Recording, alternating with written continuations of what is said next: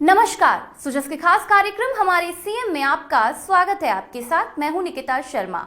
बांसवाड़ा के चुड़ादा गांव में अद्भुत नजारा देखने को मिला।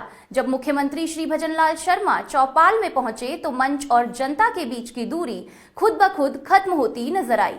मुख्यमंत्री कभी महिलाओं के संघर्ष सुनते दिखाई दिए तो कभी किसानों से खेतीबाड़ी में नवाचार की बातें करते नजर आए। मुख्यमंत्री ने साफ संदेश दिया कि विकास सिर्फ फाइलों से नहीं, लोगों के बीच जाकर होता है। देखिए हमारी ये खास रिपोर्ट। बांसवाड़ा के आदिवासी अंचल चुड़ादा गांव में मुख्यमंत्री श्री भजनलाल शर्मा का एक अलग ही आत्मीय और संवेदनशील रूप देखने को मिला। उन्होंने चौपाल में बैठकर ग्रामीणों के साथ अपने दिल की बात की। इस दौरान राजीविका से जुड़ी महिलाओं के लिए CLF कार्यशाला और पैकेजिंग यूनिट लगाने के निर्देश हों या किसानों को जैविक खेती और प्रोसेसिंग यूनिट्स के लिए प्रेरित करना, मुख्यमंत्री के हर संवाद में गांव, गरीब और आत्मनिर्भर राजस्थान का विजन साफ दिखाई दिया। जब मुख्यमंत्री ग्राम विकास चौपाल में पहुंचे तो आदिवासी बंडी और तीर कमान भेंट कर मुख्यमंत्री का स्वागत किया। जनजातीय संस्कृति के परिधान में मुख्यमंत्री स्थानीय संस्कृति के रंग में रचे बसे नजर आए। इस दौरान स्थानीय कलाकारों ने आदिवासी अंचल के पारंपरिक लोक नृत्य भी प्रस्तुत किए। इसके बाद मुख्यमंत्री ने महिलाओं से संवाद किया। चौपाल में स्वयं सहायता समूहों, राजीविका व लखपति दीदी योजना से जुड़कर आत्मनिर्भर बनी महिलाओं ने अपने संघर्ष और सफलता की यात्रा साझा की। राजीविका से जुड़ी गुणवती निनामा ने मुख्यमंत्री के साथ अपनी कहानी साझा करते हुए बताया कि उनकी स्थिति पहले अच्छी नहीं थी, लेकिन राजीविका से जुड़ने के बाद वह लगातार आगे बढ़ती गई। गुणवती ने बताया कि आज वह 15 से 20 हजार रुपए महीना कमा रही हैं। मेरी सबसे पहले आर्थिक स्थिति बहुत खराब थी, तो मैं राजीविका में 2021 में जुड़ी। राजीविका में जुड़ने से मेरी आर्थिक स्थिति पहले से बहुत बेहतर हुई और आने जाने में कोई समस्या नहीं। पहले तो हस्बैंड पूछता था कहाँ जा रहे और कहाँ नहीं। राजीविका में जुड़ने पर मैं एक बंधन मैनेजर के कार्य पर कार्य करती हूँ, तो मुझे जगह जगह कई स्टॉल जैसे राजसखी मेला हो, सरस मेला हो, आदि महोत्सव हो, आकांक्षा हाट हो, वहां पर मुझे स्टॉल लगाने का अवसर मिला और मैं मतलब ऑर्गेनिक और केमिकल युक्त प्रोडक्ट निर्माण करती और जैसे कि राजीविका मेलों में, सरस मेलों में वहां मेरी स्टॉल लगाती और अधिक से अधिक प्रोडक्ट सेलिंग किया। धन्यवाद। आपने स्टार्ट किया जब से आपको क्या क्या परेशानी आई जब पहली बार आप जुड़ी? सर पहली बार जुड़े तो घर से इधर उधर जाने के लिए भी समस्या आई, क्योंकि कहीं जाते तो पति पूछते हैं कि कहाँ जा रहे हो, क्या काम है। यूं राजीविका में जुड़ने के बाद तो वो खुद ही रखने के लिए आते कहीं आने जाने में। यूं तो अभी आप करती हैं तो आपको आर्थिक स्थिति कैसी है? आप महीने में कितना कमाती हैं? वो सारी बहनों को बताइए आप। सर मेरी स्थिति पहले से बहुत अच्छी है। मैं महीने में 15 से 20 हजार कमा लेती हूँ सर। बहुत अच्छा। बच्चों की पढ़ाई? बच्चे तो सर छोटा है अभी तो। चलिए बहुत अच्छा। पति क्या करते हैं? सर पति भी वो प्राइवेट जॉब करते हैं। अच्छा, तो घर ठीक प्रकार चलता है? हाँ सर ठीक चलता है, पहले से बहुत अच्छा चलता है। चलिए बहुत अच्छा गुणवंती जी, बहुत अच्छा। आपने अपने जीवन में एक बदलाव लाई हैं। सभी माता बहनों से क्या कहना चाहोगी आप? सभी माता बहनों से यही कहना चाहती हूँ कि राजीविका में जुड़ने के बाद बहुत मतलब आगे बढ़ने का मुझे अवसर मिला और मेरी आर्थिक स्थिति में भी बहुत सुधार हुआ। बिजनेस कॉरेस्पॉन्डेंट सखी की ट्रेनिंग लेकर आत्मनिर्भर बनी निर्मला ने बताया कि आज वह 15 लाख से अधिक का ट्रांजैक्शन कर रही है, जिससे लगभग 15,000 महीने की इनकम हो रही है। अब उनके क्षेत्र के लोगों को बैंक की लाइन में लगने की आवश्यकता नहीं रही। उन्होंने महिलाओं से अपील करते हुए कहा कि वे भी समूह से जुड़ें और आगे बढ़ें। मैं BC सखी हूँ सर। 2018 में मैं समूह में जुड़ी। उसके बाद मैंने 2021 में ट्रेनिंग की BC की। उसके बाद मैंने 12वीं, तो पहले 12वीं भी नहीं की थी, मैंने 10वीं की और BC की ट्रेनिंग ली थी सर। मेरे को पहले पता नहीं था, मतलब अपन 10वीं 12वीं वाले भी नौकरी कर सकते हैं, मेरे को मालूम नहीं था। उसके बाद मैंने ट्रेनिंग ली। मेरे 6-7 दिन की ट्रेनिंग बांसवाड़ा में हुई। वहाँ गई, मैं वहां से आई, फिर मेरी आईडी बनी, उसमें मैंने ट्रांजेक्शन ऑनलाइन करना शुरू किया। तो सर मेरे 15 लाख से अधिक 15 लाख हर महीने ट्रांजेक्शन में करती हूँ। उसमें मेरी इनकम 15,000 होती है, 15-16,000 होती है। उसमें मैं मोबाइल रिचार्ज भी करती हूँ, लाइट बिल भी भरती हूँ, नल बिल भी भरती हूँ और फसल बीमा भी करती हूँ। और इसमें ये अपन ये ऑनलाइन काम सारा सब कर लेते सर। ये पेंशन वाले जो हमारे बुजुर्ग लोग हैं वो घर पे नहीं आ सकते, जैसे सेंटर पे नहीं आ सकते, उनके घर पे जाके भी पैसे निकालती हूँ, उनके घर भी जाती हूँ सर मैं। और उनको बैंक में जाने की जरूरत नहीं है। हमारे पंचायत, हमारे 2 पंचायतें हैं सर पास में, मतलब कोई भी नहीं जाता बैंक में, कोई लाइन नहीं लगता वहां जाके। और उनके साथ में मैं सत्यापन का भी काम करती हूँ, ये काम करते हैं सर। 15-16 हजार रुपए कमा लेती हैं। हाँ सर। आप शुरू में जुड़ी थी तो क्या परेशानी आई थी सर आपको? मेरे को पता ही नहीं था कि जुड़ना चाहिए या नहीं चाहिए। 2 दीदी आए थे हमारे सीआरपी टीम उधर उदयपुर से, तो उन्होंने आके बोला कि दीदी आपका आधार कार्ड दो और आपका फोटो दो, हम समूह में जुटे। हमको बोला भाई नहीं जुड़े, हम क्यों जुड़े समूह में, क्या पता कहाँ जोड़ेंगे, ये डर भी लगता है सर। तो फिर हमने दिए कागज तो दिए। फिर धीरे धीरे हमारे बीपीएम सर ने मेरे को बोला निर्मला जी आप तो कम से कम फोन चला सकते। सर मैंने फोन तो नहीं चलाया, कीबोर्ड वाला फोन था। तो नहीं, एक बार जाके तो देखो, आप ट्रेनिंग करो, कभी आ जाए तो जाना ही। मैं वहाँ पे गई, वहाँ पे सर ने मेरे को कंप्यूटर बताया, एक दिन तो फोन बताया, कंप्यूटर बताया, फिर पढ़ाया सर ने, 5-6 दिन किया। हाँ तो वो मेरे को आ गया। फिर एग्जाम हुआ ऑनलाइन, तो मैंने एग्जाम भी पास कर लिया। फिर मेरे को आईडी बना के दे दी उन्होंने, तो उस आईडी से मैं काम कर रही हूँ अभी भी। अब पति क्या कहते हैं? सर पति पहले तो वो मेरा पियर जाने के लिए भी मतलब जा बस में जा तो जाना हो तो चली जा, मेरे पास पैसे नहीं, ये स्थिति थी। अभी मेरे को साथ में ले जाते हैं और साथ में लाते हैं सर, कि वहाँ पे घर पे विड्रॉल वाला लोग आ गए, हमारे वो कस्टमर परेशान हो गया, तेरे को चलना पड़ा यूं, बस साथ में गए 1 घंटा में वो चलो, ये बात है। देखिए माता बहनों, आपकी बहन है, पहले बस में जाने के लिए कि जाइए आप, और अभी भी अब इनको इतना समय नहीं है कि 1 घंटे अपने वहां जा करके रुक जाए। इतनी जल्दी रहती है कि आए चलिए 1 घंटे बाद। बहुत अच्छा। और आप अभी हमारी माता बहनों से क्या कहेंगे ये बताइए। मैं सभी दीदियों को यूं ही बोलना चाहती हूँ कि जो बाकी महिला जो नई बहुएं हैं उनको भी जोड़ो और समूह बनाओ और आगे बढ़ाओ सबको। और अपन महिला ही जुड़ के हम कुछ भी कर सकते हैं, वरना आदमियों के भरोसे नहीं रहना। हाँ मेरे को वो देगा, खिलाएगा और हम खाएंगे। बहुत अच्छा। देखो आत्मनिर्भर बनना है तो कोई कुछ ना कुछ कठोर निर्णय तो आपको लेना ही है? निर्णय क्या है कि आपको आगे बढ़ना है, जुड़ना है, काम करना है। बहुत अच्छा, बहुत बढ़िया निर्मला जी।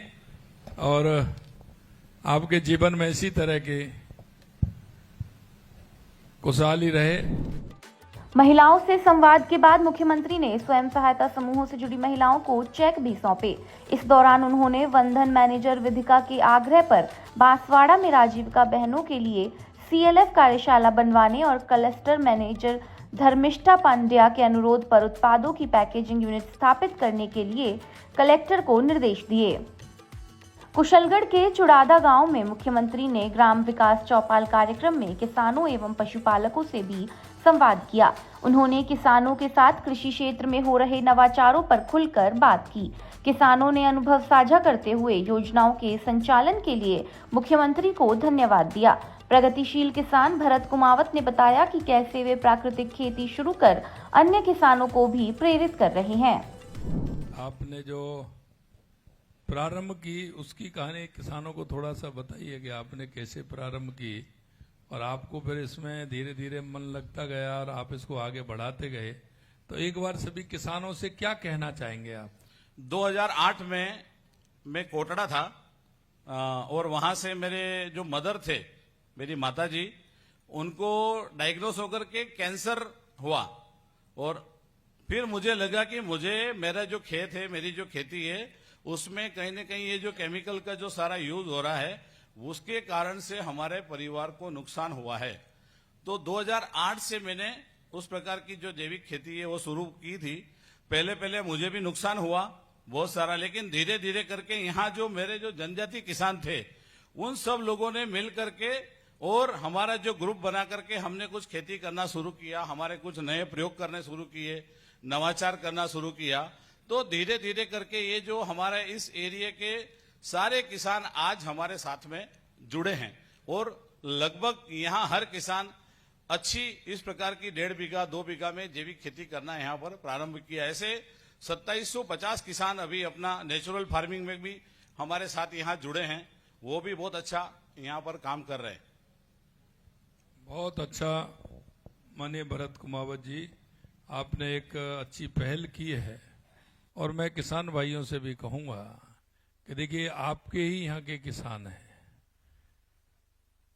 और ये भी नहीं है, ये भी इन्होंने कहा है कि छोटे किसान। आपकी जो बात आपने कही है निश्चित रूप से उस पर हम विचार करेंगे और आगे उस काम को हम आगे बढ़ाएंगे।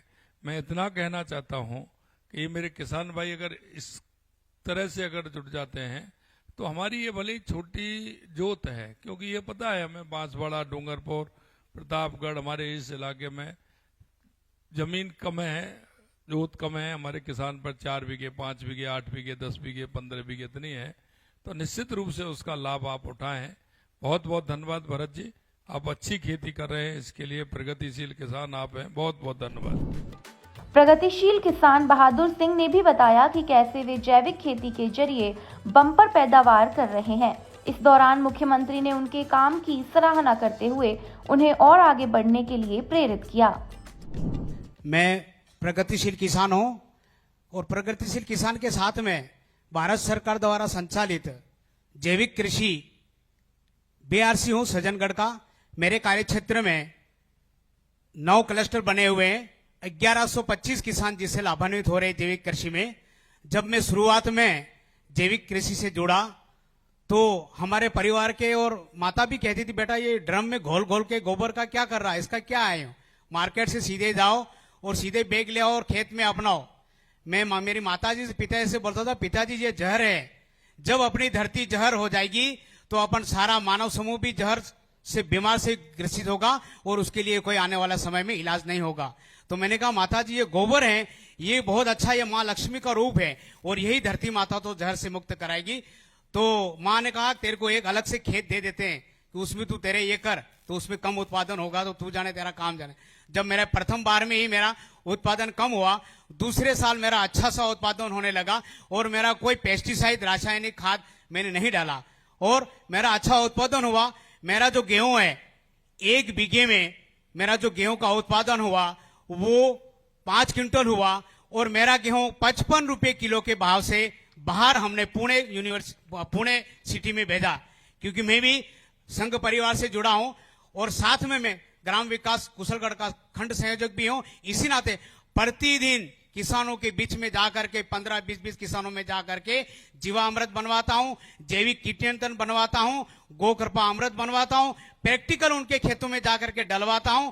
यदि ज्यादा खेत है तो खेत के चारों तरफ खड्डे खुदवा करके 10 किलो 20 किलो ऐसे गोबर डाल करके उसमें गौमूत्र डाल करके गोबर डाल करके उसका घोल बनवा करके पानी के साथ में पूरे खेत में पूरा गेहूं जैविक उत्पादन करके फिर उनका उत्पादन में वृद्धि भी होती है और किसान को जो पेस्टिसाइड और रासायनिक का खर्चा है वो बच जाता है।